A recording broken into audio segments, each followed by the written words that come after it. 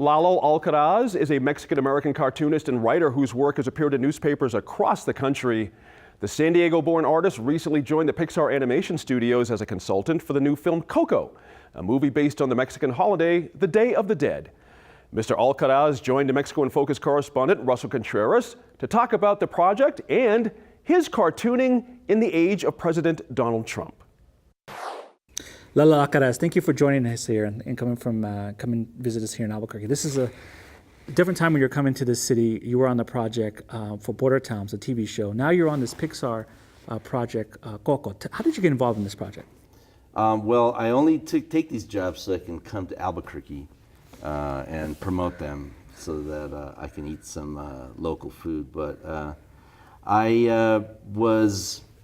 the year was 2013, and the Walt Disney Company tried to trademark the term Dia de los Muertos, and for a project, a movie that at the time was called Dia de los Muertos was the working title, and there was big backlash, online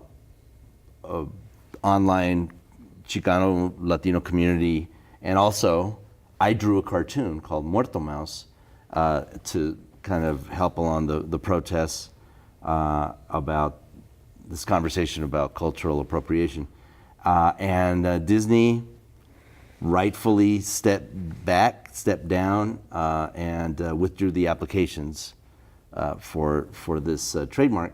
And about a year after that, I got a call from the producer of the movie, which was then had changed its name to Coco, and it was still a Day of the Dead theme movie by Pixar, and they asked me if I would consider being a cultural consultant on the film.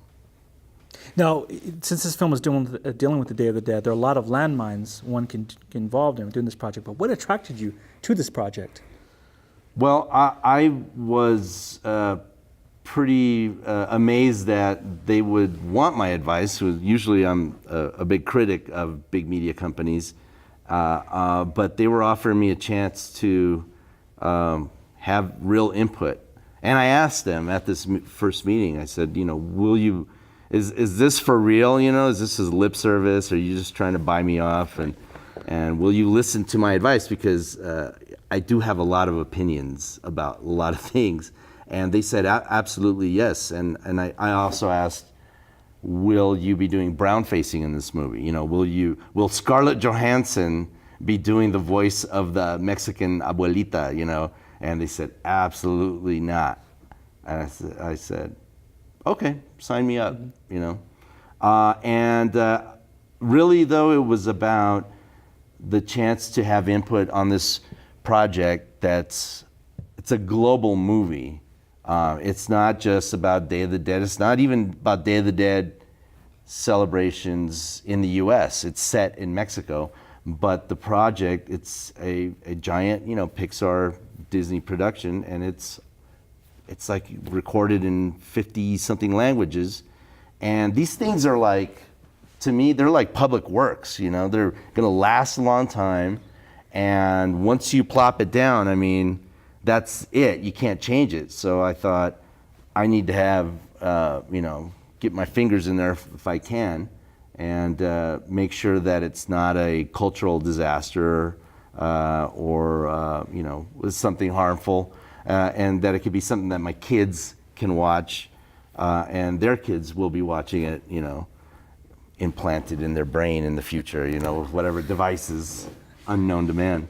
Take us into the world of Hollywood. How can a consultant have an effect on a project like this, especially when it's dealing with ethnic America, the ethnic Americas? Yeah, being a consultant is like, lowest rung on the Hollywood level, I think, next to the intern, but I think that in this case, funny story. I was doing a gig out speaking at Miami-Dade College the day after the election, actually, and my host there was a professor of African art. He was a Jewish guy, and he told me, "Oh yeah, I just finished doing being a cultural consultant for Disney. I said, really? And he goes, yeah, I was a consultant on Moana. And I said, wow, well, that movie came out great, you know, and guess what? I'm the consultant for Coco, and I hope this car doesn't crash, or half the consultants in Hollywood will die. But, you know, he had a great impact on that movie, but in this special case, it's unusual because, you know, Hollywood not historically making films about brown-skinned people, you know, and not doing it right, which is why, you know, I jumped into it and said, well, we can't keep repeating the mistakes of the past. You know, we got to do it the way I would do it. And to Pixar's credit, you know, they were already bending over backwards because of the trademark thing. You know, they wanted this movie to be done right. And it's Pixar, you know, they researched the hell out of their topics. You know, that's why they had that expert on, you know, an African and Polynesian art. He was also doing that. And so it was no surprise in that, you know. This film has been shown to selected audiences in its early days. How has it been received so far?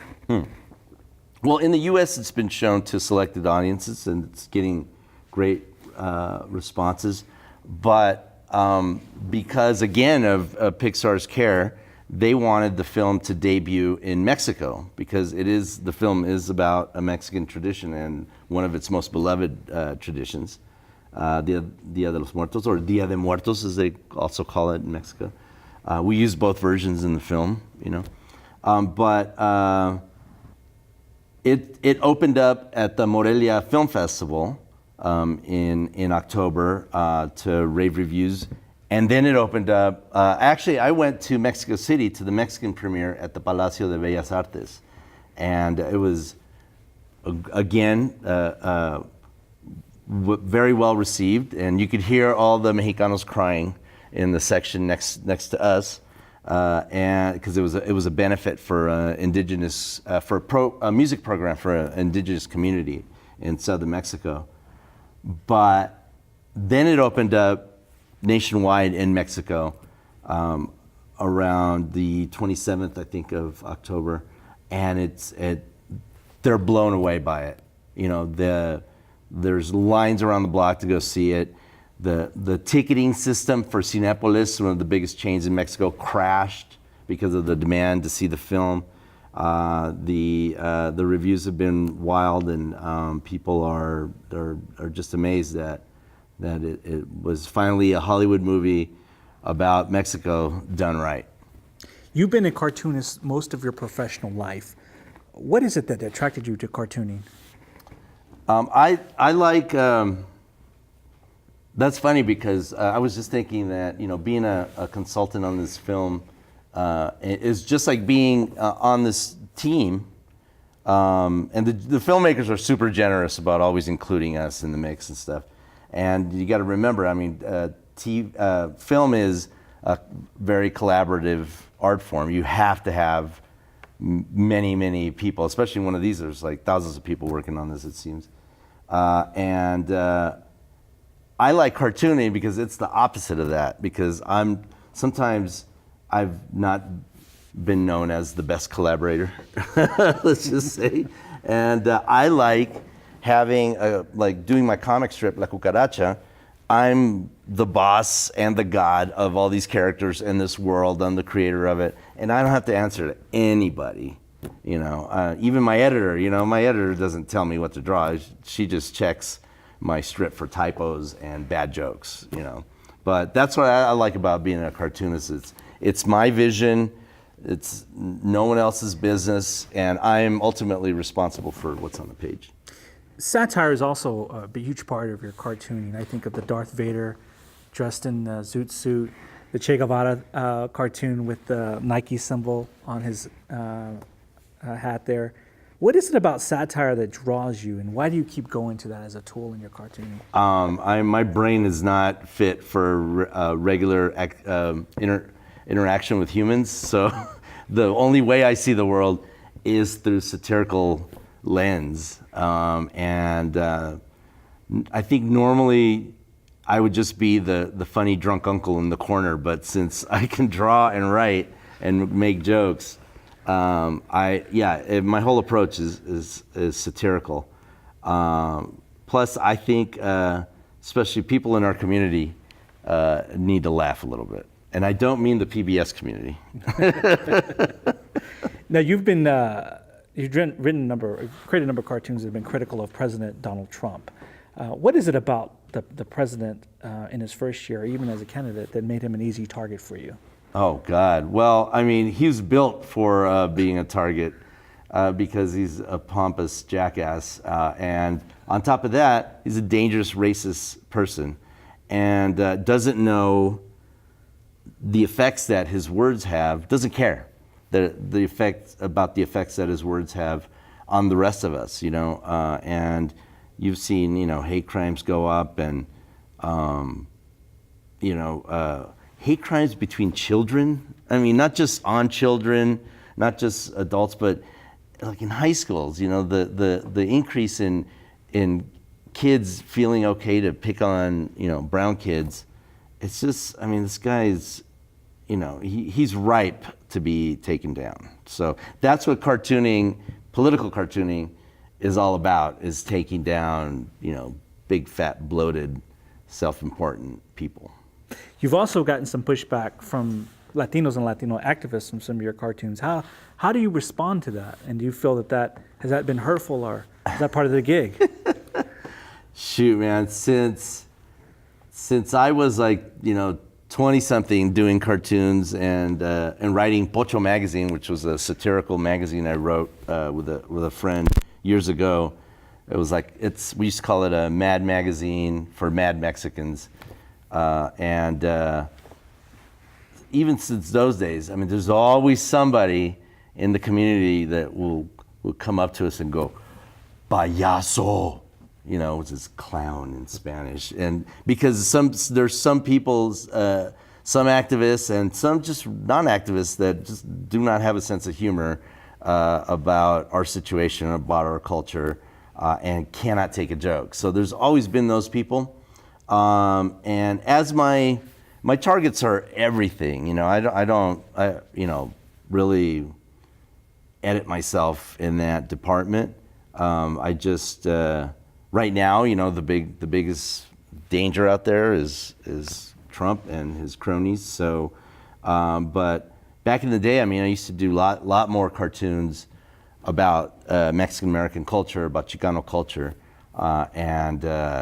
People get sensitive about that. And I understand, we live in a situation here where we're not in the majority, and any minute now we're going to be in the majority. We tend to feel cornered sometimes and not on top all the time. And I can understand a little hypersensitivity, but, to me, I have this rule, if it's okay in Mexico, it should be okay here. Or if it happens in Mexico, it can happen here. What about the difference here in New Mexico? Because in New Mexico, Latinos are almost the majority here in New Mexico. Have you got a different response to your stuff? I love New Mexico because it's the Chicano state, despite how many, people claim Spanish heritage, we all know that that's a running joke in the Chicano community around the country, is if you're from New Mexico, then, you're related to Cortez and that's it, whatever. And I'm sure I can hear the phone calls now. I'm sure it's true in some cases, but I feel like it's such a laid back state. I love it. Because everybody, I mean, I don't know, it seems, people feel comfortable, I get the same feeling in LA, if everyone's Mexican, no one's running around throwing fire bombs at you, so it's all right.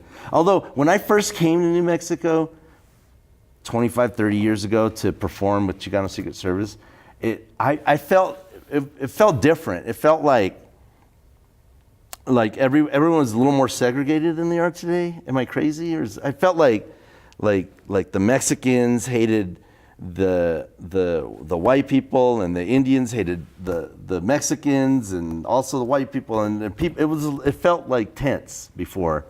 And I think, I don't know, it hasn't been 500 years since I was first here, but it just feels like a little more blending, and people have chilled out a little bit. So I don't know. I'm crazy. I'm from LA. I don't know what I'm talking about. Well, thank you for joining, Lalo. We appreciate you. We're gonna end on that. We're going to end on that. Thank you for joining us, Lalo. Thanks, Russell. All right.